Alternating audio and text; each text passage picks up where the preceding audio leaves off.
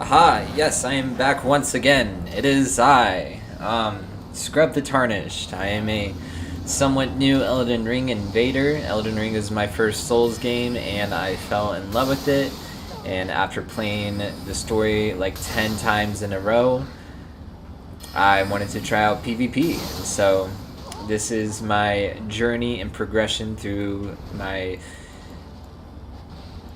journey as an invader, pretty much. So, this is a new build. It's at level 168. This dude's name is Impudent.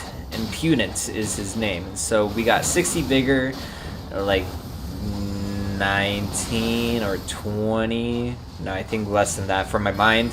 And then 40 Endurance, and then let's see, 26 Strength because I like to wield the Knight Rider glaive. And then I forgot the Dexterity amount I have. I'll probably show the stats at the end of the video. Like 22 Dexterity, and I forgot how much Faith in Arcane, but I know I have 65 Intelligence. So it's definitely more so focused around the magic infusion, and then I got some spells as well for like utility. Like I got the Big Bonk in case I need like a good hyper armor trade in the moment. I also have the Cannon of Haima. I got Swift Glintstone Shard. I have hella what are those things called? Starlight Shards, because as a wizard you kind of burn through your FP. And I know I said that wizards are like the bane of my existence, but at the same time, like, I'm not really a wizard. I'm more so like a Spellblade. So this is kind of like my Pyro Spellblade build, but with magic and magic spells instead. So it's I'm probably gonna bring this down or just remake this build at like 138, because one, I've been getting hardly any activity at level 168. Two, it's just I'm not really enjoying invasions past meta level or at meta level. Like 138 is fine, but like anything past that I have not been enjoying whatsoever, because it's just people that have insanely cracked builds that do enormous damage, or it's just like fog wall after fog wall after fog wall. So I've been playing on a level 40 build as of lately, and I've been enjoying like low level invasions a lot. They go on so much quicker. I feel like the combat is more fun. You don't have to worry about people spamming spells like this. It's just, it doesn't have to be L1 spam and L2 spam. It's actually like people swinging their swords and actually fighting like normal people compared to what we're experiencing here. But yeah, so I invade these guys twice. This is the first out of 2 invasions, and I'll include the second one at the end of the video. But excuse me. That came out of nowhere and it like hurt my throat. Excuse me. Oh my gosh, forgive me. So I've been trying to first off, I'm gonna include like a counter of how many times I like inhale so loud that the mic can hear it, how many times I say how many blues will die, how many phantoms die, or like a counter, like a video counter. So that's gonna start like right now. And so as you can see on the top right of the screen, it has all that cool numbers and stuff, because we're trying to make the video a little bit more engaging, because I don't really know how this YouTube thing works. So yeah, I was lucky enough to get a second red in this invasion. I'm surprised I even managed to hold off on these 2 phantoms. They had good teamwork, and I liked how their builds kind of complemented each other when it comes to ganking combat. But at the same time, like, they were not the best players. So when I saw the amount of damage that phantom did to my other red, and saw how much health that red had, for example, I was just thinking to myself, man, you're obviously gonna go down super quick. All he did was 1 jump attack and 2 L2s, and he managed to die in the middle of his second R2, because Ice Spirit is a really good Ash of War. Luckily, the Phantom was stupid to use the howl of Shabriri right in front of my face, and if you have a weapon like the Godskin Stitcher, you kind of launch yourself forward with that running R2, which is like one of the best attacks in the game, especially for like chasing people down. But yeah, so I have a huge assortment of intelligence weapons and like just regular weapons, either like cold infused or magic infused.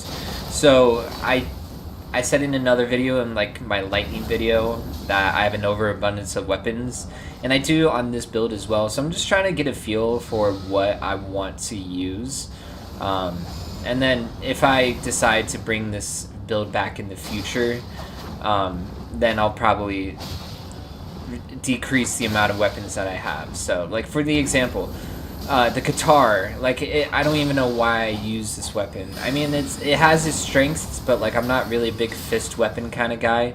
See, that's why you should have Swift Glintstone Shard for like moments like that, where you can easily just chip away at the player's health, or if they're just like if they're running away and they don't have any heals, then you could just like pew them down. But yeah, so I mean, okay, so I don't know if I will bring a build like this back, because I just found out like the other day you can only have 10 save slots, and I was so sad because like I want to make all the builds. Like, how am I supposed to make all the builds if I can only have 10 builds? And so, I mean, people have told me like do save slots and all that, but I have no idea how to do like backup saves and all that fun stuff. So I guess I'll do my research. It's just a matter of like I don't know how that works.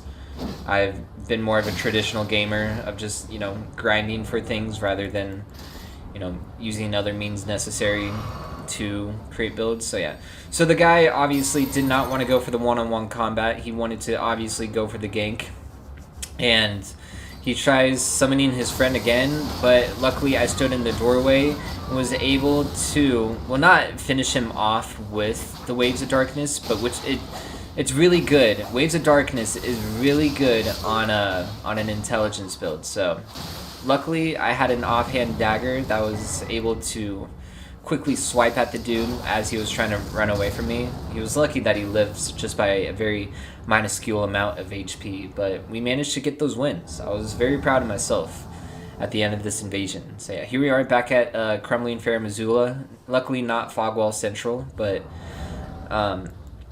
yeah, so let's see here. Oh yeah, like 8 Faith, 9 Arcane. So this is pure just intelligence. And then I do have like the Bestial Vitality Incantation, so I could just do a quick talisman swap and take out the Frenzy Flame Seal, because I don't think that has any like faith requirements, and just get some regen going. So I do miss my faith builds because they have good regen, but it is what it is. But yeah, I don't know where this guy was, so I spent forever. Sorry, my throat is still like, it's still going kapuhi on me, and he was just down there.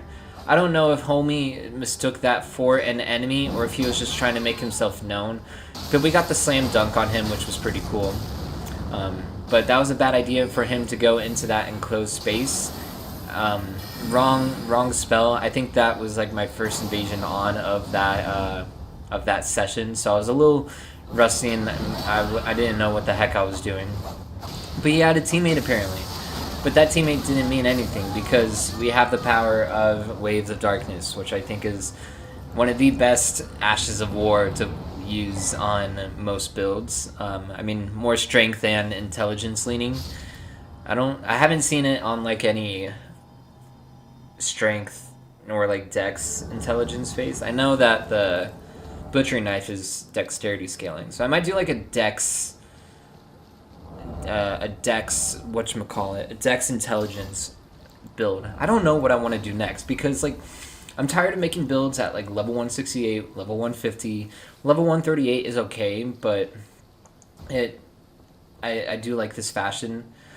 I get to wear the marionette helmet, which I can wear in almost every build, but I don't know. So I'm definitely going to be taking some time to explore the options that I have with build making around like level 90 to level 138, and maybe some lower level builds as well.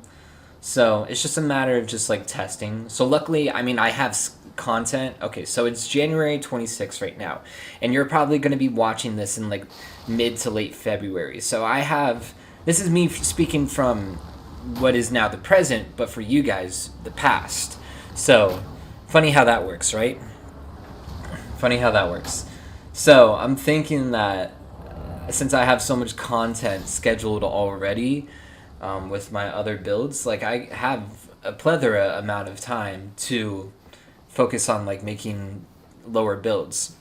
Either that, or I've been watching a lot of Saint Riot, who's like the excuse me, the anti-meta build guy dude. So I'm starting to understand why. Like I don't like going up against people who spam moon. Excuse me. I'm like I just had a good lunch and I'm like hiccuping right now. I need to drink some water. This is a reminder for you to drink water. If you got water right next to you, let's drink water at the same time. Okay, ready? 3, 2, 1.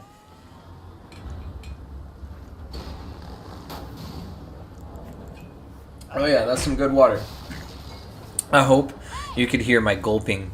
I would gulp next to the mic, but I don't want people to click away from the video because I think ASMR is like one of the worst things to come out of humanity.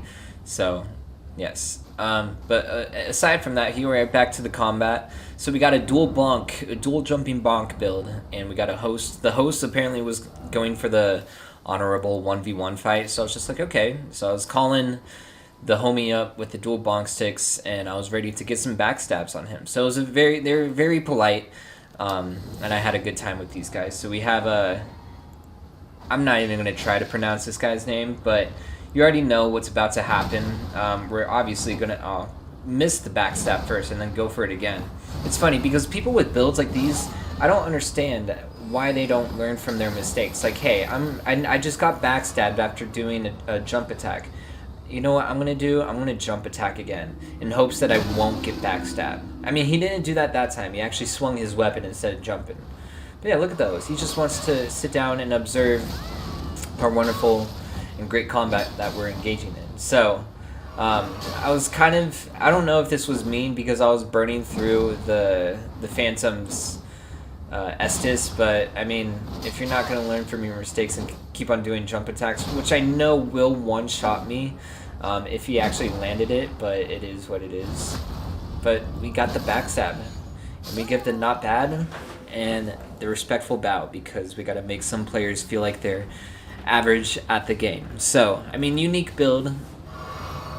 I wish you could see, but I'm throwing air quotes up. Yeah, air quote unique build. So, but I appreciate people who do use the big bonk sticks like that. So, and then we have the voices in me. This was a very polite host. I don't know what he was doing this whole time. He was kind of weird. I think he actually might be crazy. Crazy? I was crazy once. They locked me in a rubber room with rubber rats. Crazy? I was crazy once. They locked me in a rubber... No, I'm done. So yeah, I think this dude might have been crazy because I have no idea what his plan was from the start. I mean, he had the Hand of Mulaney. He obviously could have gone for the L2 and probably deleted me. There's your big bonk content right there. It has really good hyper armor, by the way, so definitely a spell worth using on all intelligence builds or like as a wizard as well, because sometimes you need melee options when you're a wizard. So like this guy was so weird with his movement. He does this like reverse jump. Like that was so weird, but also so cool. Luckily he was able to get the grace. So I was just like, good job. Now when I kill you right here, you can just easily go back and get your runes. So yeah, I don't use Storm Assault a lot on my builds. So it has really good like poise at the start, and the little cloud that forms around you. It breaks people's stance, and which is really good if you're trying to knock somebody out of an attack or whatever. So that was that fight. So GG. Boys. And then here we have Goons to Birds. Here we are back at the Consecrated Snowfield. Unfortunately, this is not the Consecrated Snowfield special episode, but, I mean, it's the Consecrated Snowfield. It's a a very peaceful and wonderful place to be in. It's really not. It's like, I don't know. I feel like the the consecrated snowfield was rushed by FromSoft. Like, I don't understand why there's blood dogs that hang out here. I don't know why you get invaded by a sanguine noble. I don't know why Anastasia decides to invade you here as well. Like, I don't know. I just felt like this area of the game was a little rushed. I could be wrong though, but it's the consecrated snowfield. So shout out that blood dog for helping me out. That's my dog right there. Those guys can be absolutely atrocious to fight against sometimes. And then I rarely get invasions here in this spot right where you are about to fight Placidusax. Excuse me. So yeah, we got 2 ganks. I think this is a okay spot to gank. The best spot to gank at is at the boss doorway where you're about to fight Radagon and Elden Beast, and there was a gank over there that you will see in this video that I eventually delete. So unfortunately, Decker used an incantation that knocks me out of my Waves of Darkness. But yeah, no, these guys, they were just, spammers doing their thing. So I was just kind of waiting for my moment to get a good Waves of Darkness off on them. So you can see me pull out. Oh, I accidentally had my Frostbite pellets out instead of my Bleed pellets. But I mean, it is what it is. We L2 the hosts, and we kill the Phantom, and we give them the point down because they are bad at the game and they should not be ganking. So that was that invasion, and that was for comedic effect. So here we are back at the Shaded Castle. This is a fun place to invade in with YZ, Yiz,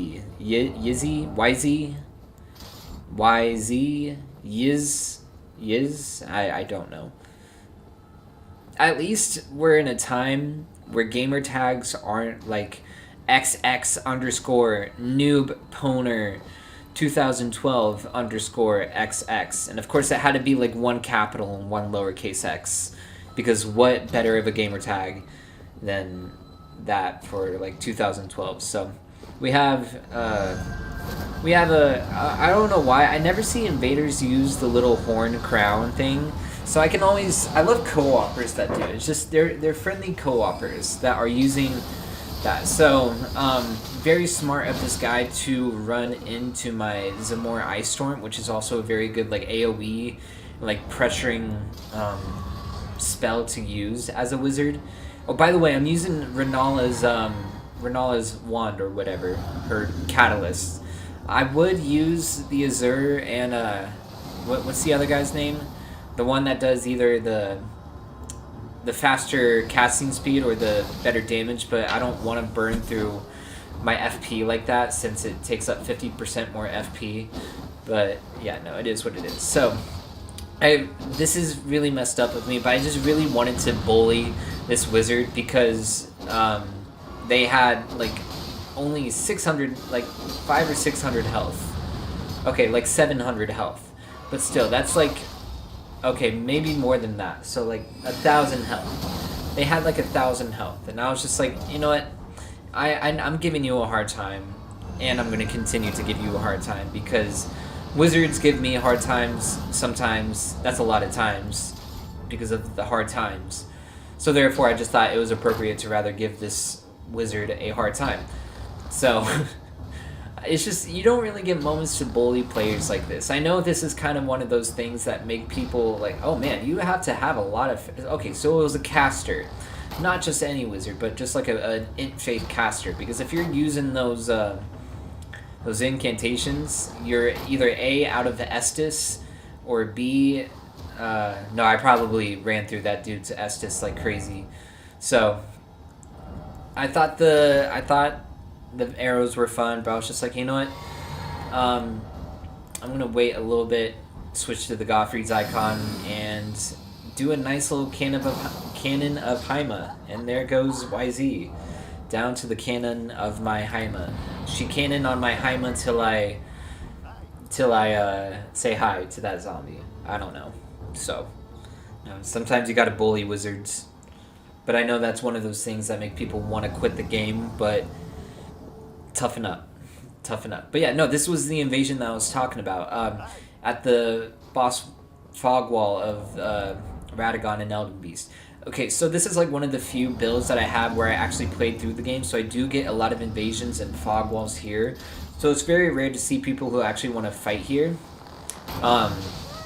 accidentally shot my arrow instead of pressing L2 into the thing, so it is what it is. But yeah, no, this one was a quick one. This is just a good example of why you need Waves of Darkness on an intelligence build, because you could do things like that and get rid of people that easily. So please stop please stop ganking here. I don't like. It makes me not want to complete the entire game if I want to do like invasion builds. But yeah, here we are at the Fogwall Central again with these two gankers. As you could see in my inventory, I went through all 3 of my Phantom Bloody Fingers to get there because it spawns me next to where Bernal invades you, and it kept on teleporting me there. Like the game has to do a little bit better with their spawns. What this guy was doing, I had no idea, but I thought that bringing out the dual spears would be a good idea because I wanted to get this fight over with pretty quickly, but it goes on for another like 6 or 7 minutes. This is definitely a longer invasion, so I didn't know what strategies to try because these dudes pretty much knew my build from the last invasion that I had with them, so I just thought, like, you know what, I'm gonna try using your own Ash of War that you love to spam at me with. So unfortunately I decided to lock onto one of the other players, which messed up my Ice Spear a lot. So you'll see me in this invasion go through like a lot of Warming Stones and a lot of Starlight Shards as well. Because I mean, I don't want to burn through all my S's and my FP, like especially if I have 2 players that still need to die. So yeah, so here we have the Phantom using one of the most favorited incantations. So just run away from those moons. Those are easy to dodge. Just roll. But I don't know why my Phantom, my other red, my red was naked. He was naked. And I was just like shaking my screen, like, really? These are the teammates that I get. These are the teammates that I get. Why do these have to be my teammates? It's probably like a glass cannon build. He probably saw Chase the Bros video about the glass cannon builds and wanted to try it out for himself. But as you can see, with no armor like that, you're easily just gonna go down. So I was just so upset with the teammates that I've been getting as other reds. Like, I don't have good teammates. I rarely have good teammates as a red.